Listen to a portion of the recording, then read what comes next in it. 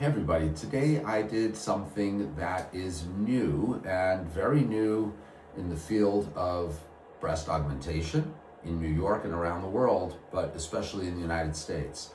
What did I do? I did a primary breast augmentation on a young woman with the Motiva ergonomics implant over the muscle, not under the muscle.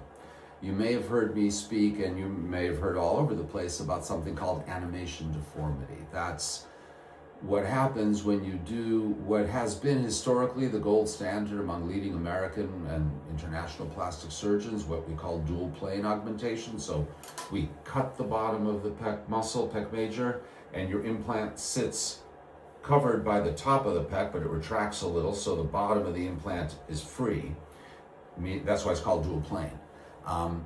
And that offers some nice advantages. The muscle kind of buffers the shape of the implant. There seems to be less hardness this way.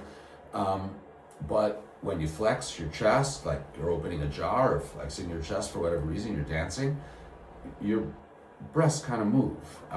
That's more often the case than not, and sometimes it can be not cool looking. It can be kind of extreme and look really weird. By going over the muscle, that problem is essentially gone. So I'd say the big advantage of going over the muscle is eliminating animation deformity. It's also the peace of mind of not destroying or, damaging intentionally part of your body, which is what you need to do when you go under the muscle. You need to cut through, separate it, the pec muscle, and it never reunites. It pulls back, and that's an alteration. You have other muscles that you can do push-ups with and all that, but it's still a major muscle, and it's being destroyed or greatly altered. Let's not say destroyed, but greatly altered with violence. So that's what's compelling, and what makes this a new thing, because those arguments were true 25 years ago, and us good plastic surgeons are always going under the muscle dual plane way. So what's changed really is the Motiva implant, and it's not because of the name of the company or anything. It's what's unique about the implant, and what's unique about the implant is there seems to be a real and true reduction in risk, in incidence of capsular contracture, and that's the biggest problem after all breast augmentations. Probably in real life, no matter what anybody might tell you, it's around 12%.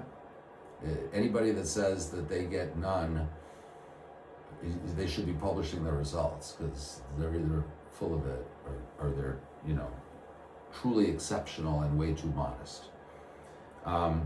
It's a real problem. It happens, and I think my incidence is much less than 12%, but it ain't zero. It ain't zero, that's for sure.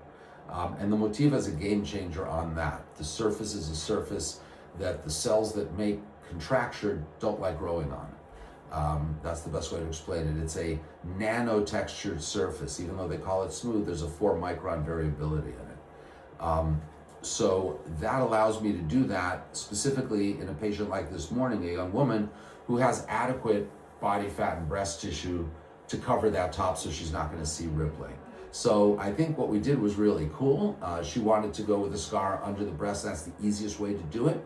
But I can also offer this operation, and I do offer this operation through the underarm. And I'll speak soon about another technique that's not available in the US yet, that's totally, through the underarm, kind of what I do with a scope all the time. But because it's over the muscle, they make it into actually a blind, very fast technique. So that's another interesting topic that we'll talk about next. But today was a historic day in my practice in terms of beginning the routine practice of going over the muscle, just the way God put the breast tissue over the muscle.